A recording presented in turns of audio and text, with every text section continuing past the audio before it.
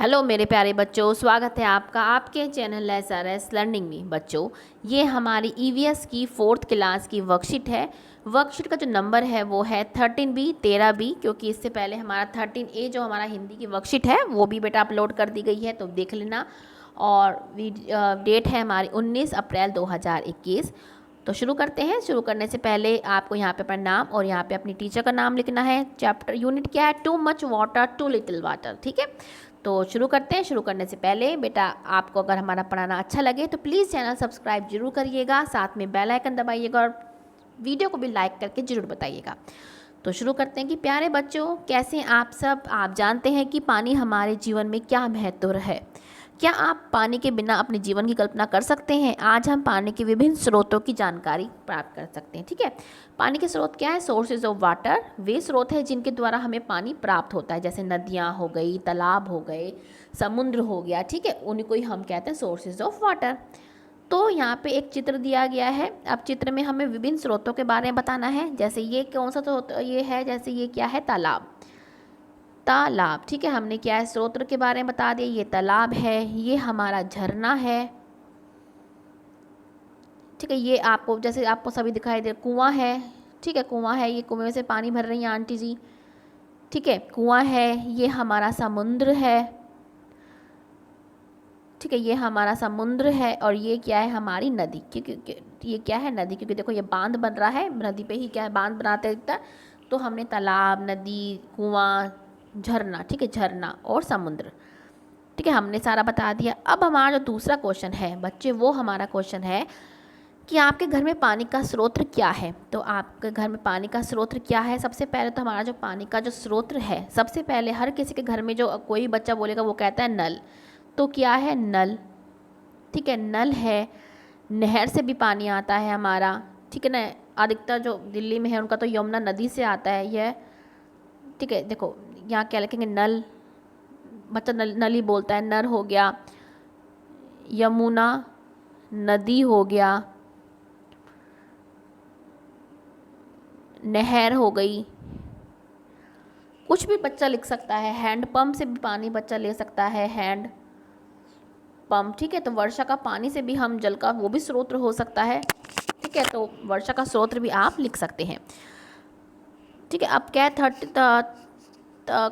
तीसरा क्वेश्चन क्या है कि बच्चों, जैसा कि आपने ऊपर दिए गए चित्र में देखा कि पानी के बहुत सारे स्रोत होते हैं। चित्र में दिखाए गए स्रोतों के अतिरिक्त कुछ अन्य स्रोतों के नाम लिखे। अन्य स्रोत हमारा हो सकता है भूजल, जो नीचे का हमारा जल होता है ना, भूजल भी हो सकता है। ठीक है, और वर्षा का जल, वर्षा का जल। इसके अलावा आप भूजल और वर्षा का जल भी आप लिख सकते हैं। ठीक है, अब क्या है कि बच्चों, हमारे जल संसाधन बहुत ही मूल्यवान हैं, लेकिन हमारे दैनिक क्रियाकलापों के कारण ये संसाधन दूषित होते जा रहे हैं।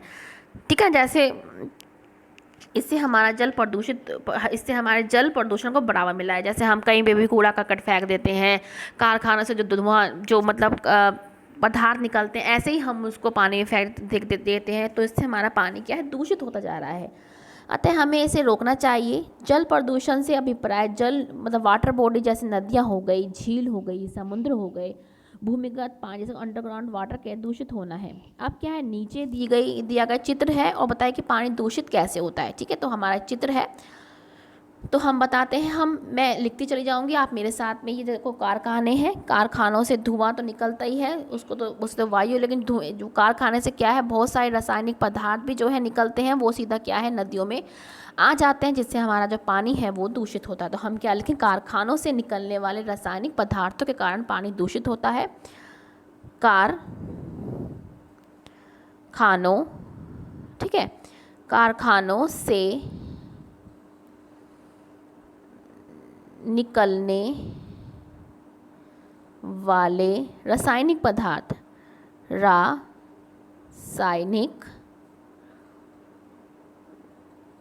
पदार्थ आप सुन के भी लिख सकते हैं। रासायनिक पदार्थों के कारण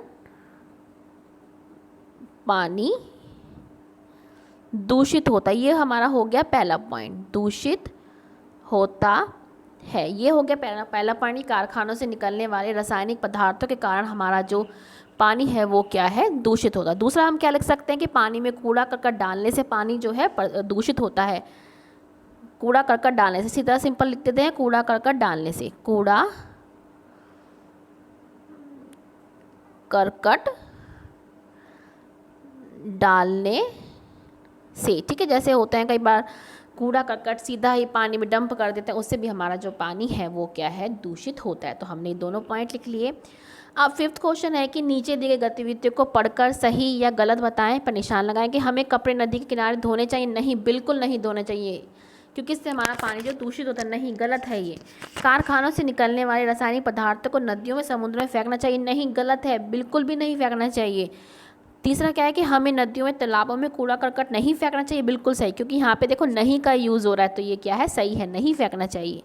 गंदे नालों के पानी का निकास नदी में नहीं करना चाहिए, बिल्कुल सही, नहीं करना चाहिए। तो ठीक है, हमने बता दिया कौन सा सही है, कौन सा गलत है।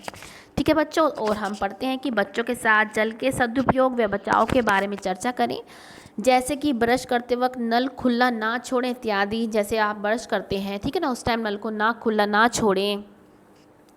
और जब हम नहाएं तो हम फुवारे का यूज़ ना करके अगर हम बाल्टी का मग का यूज़ करेंगे तो इससे हमारा पानी का सदुपयोग होगा।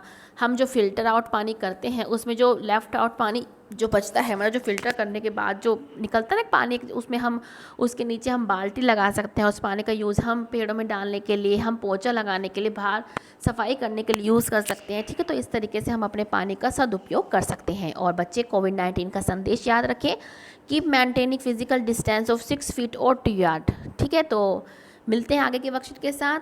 अगर आपको अच्छी लगी तो प्लीज़ हमारा वीडियो सबसे पहले लाइक करके ज़रूर बताएं कि आपको कैसा लगा। ठीक है बच्चों, मिलते हैं आगे के वर्कशीट के साथ। खुश रहिए हमेशा और हमारा चैनल देखते रहिए। बाय बच्चों।